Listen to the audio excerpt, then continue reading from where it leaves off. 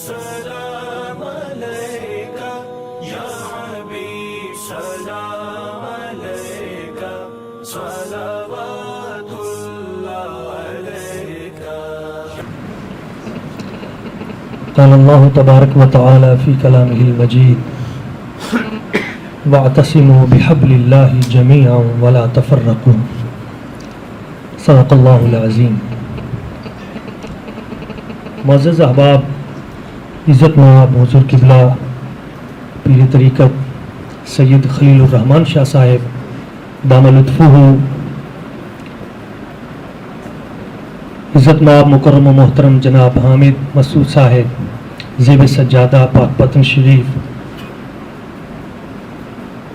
اور حضرت قبلہ مفتی بشیر احمد فردوسی صاحب، دیگر جمیع علماء، اور خصوصاً حضرت قبلہ پیر طریقت رہبر شریعت وارث علوم صوفیہ و اولیاء جناب پیر محمد یعقوب قادری صاحب،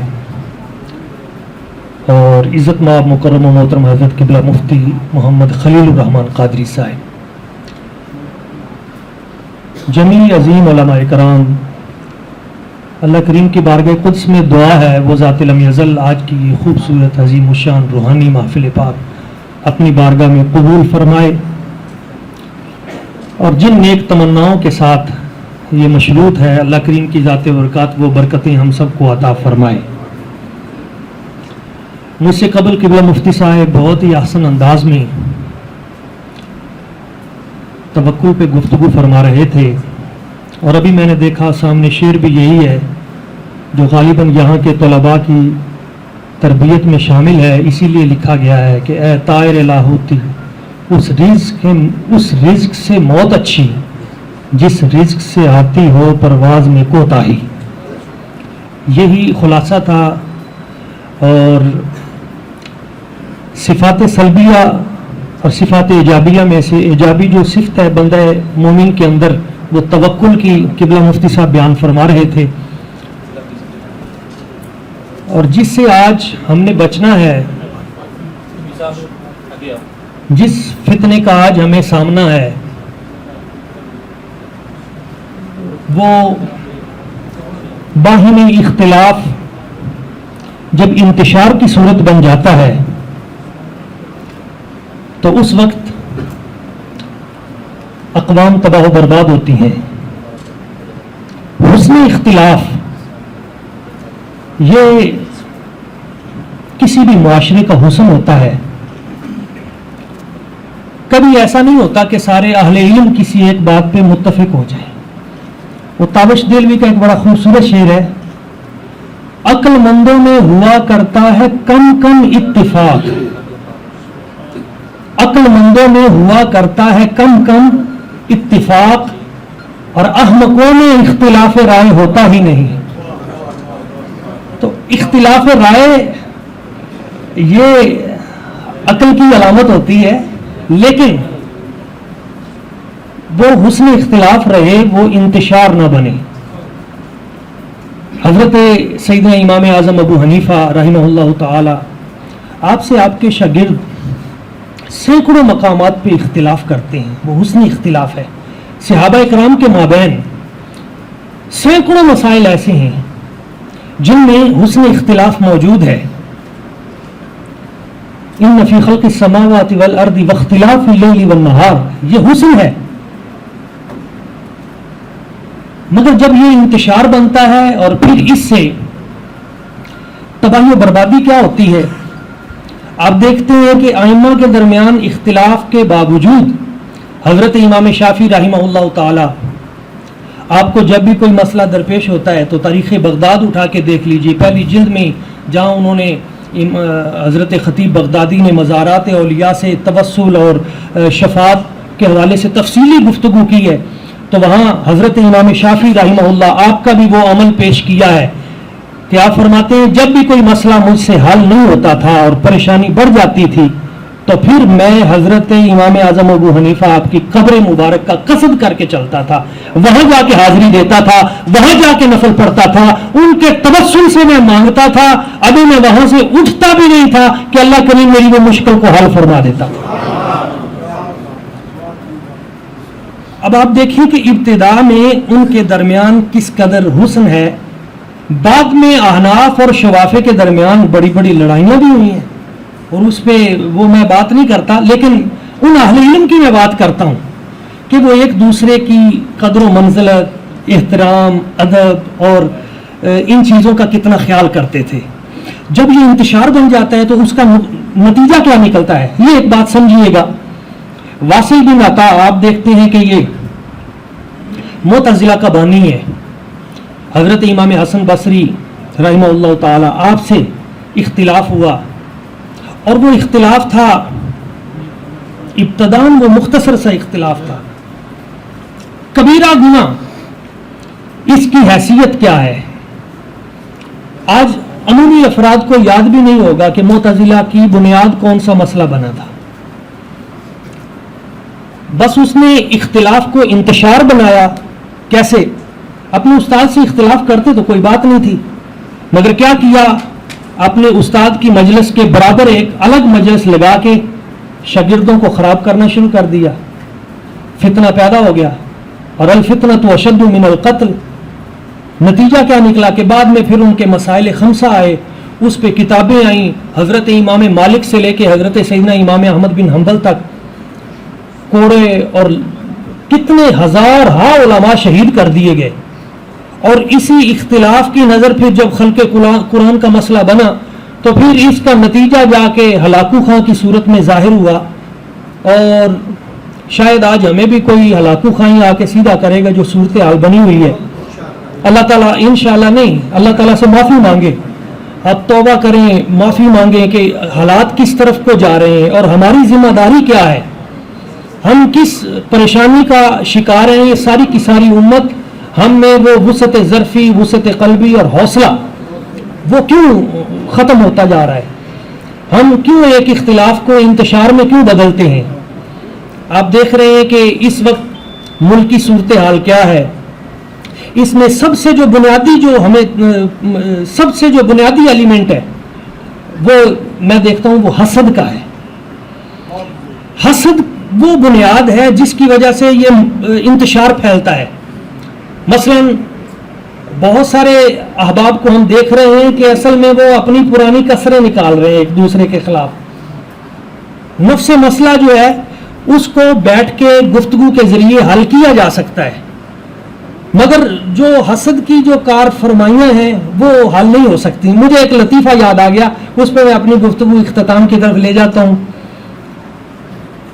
یہ جو آج ہمارے مدارس اور مساجد اور خانقاہیں اور ہر جگہ پہ یہ حسد کی کار فرمائیاں ہمیں نظر آتی ہیں، اس حوالے سے وہ ایک مزدور آدمی تھا اور اسے روٹی نہیں ملتی تھی، قبلہ مفتی صاحب جیسے بیان فرما رہے تھے، تو اسی پریشانی کے عالم میں اس نے کسی ذمہ دار کے پاس جا کے ملازمت اختیار کر لی۔ وہ سارا دن دیہڑی کرتا، کام کرتا، چارہ بھی کاٹتا، جانوروں کو بھی دیتا، شام کو روٹی وہ پھر بھی تھوڑی دیتا، اور اہل علم کو اللہ تعالیٰ کی ذات برکات لنگر بھی وافر عطا کر دیتی ہے جو توکل رکھتے ہیں۔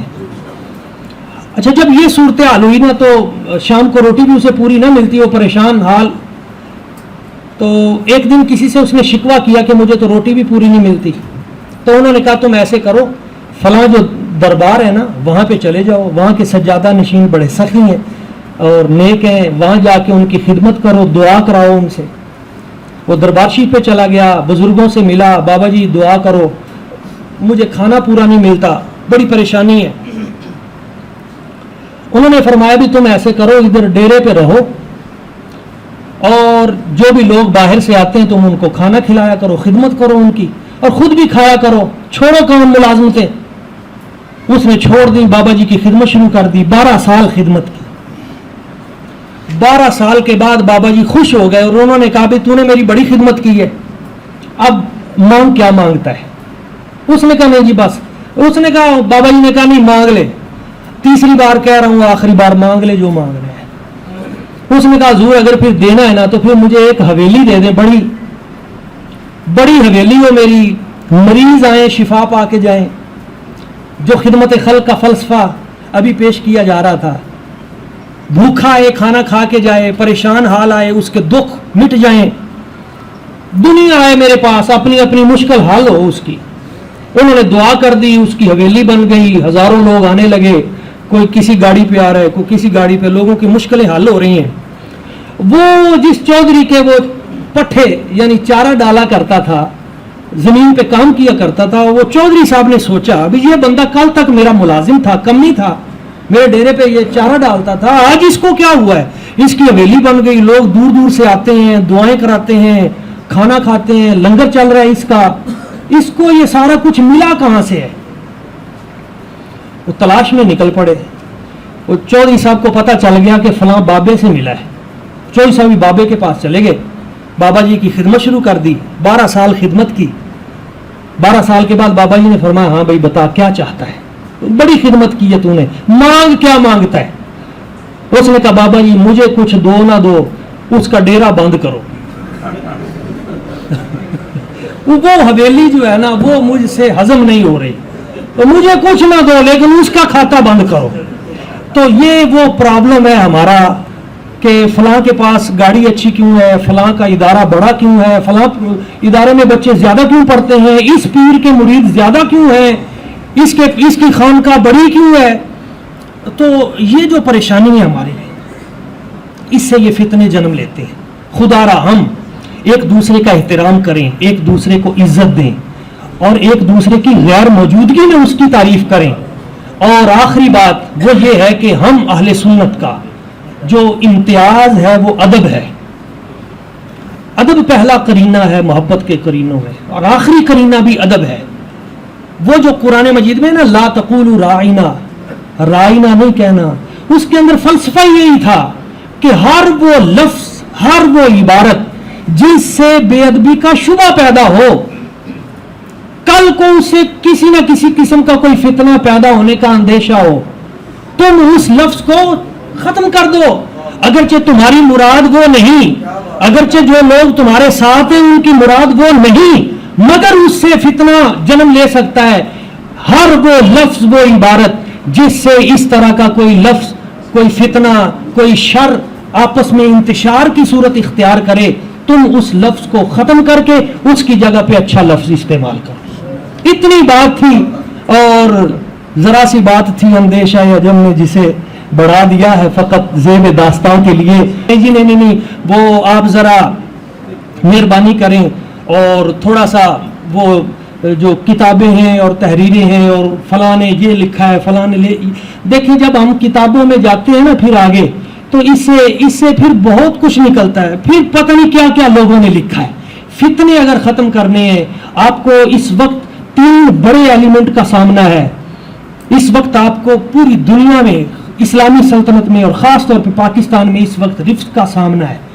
دوسرا اس وقت آپ کو لبرلزم کا سامنا ہے. تیسرا اس وقت آپ کو قادیانیت کا سامنا ہے.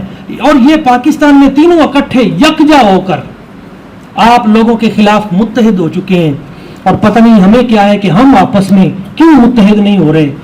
ہمارے لیے وہ ہماری قبروں کے بعد ہماری لاشوں کے اعتبار سے انہوں نے کیا کرنا ہے وہ اس کی پلاننگ میں ہے, اور ہم آپس میں ایک دوسرے کے احترام. اور اس پہ مجھے کہتے ہیں کہ جی آپ دستور العمل پڑھیں, قرآن میں, بخاری میں, مسلم میں دستور العمل پڑھیں.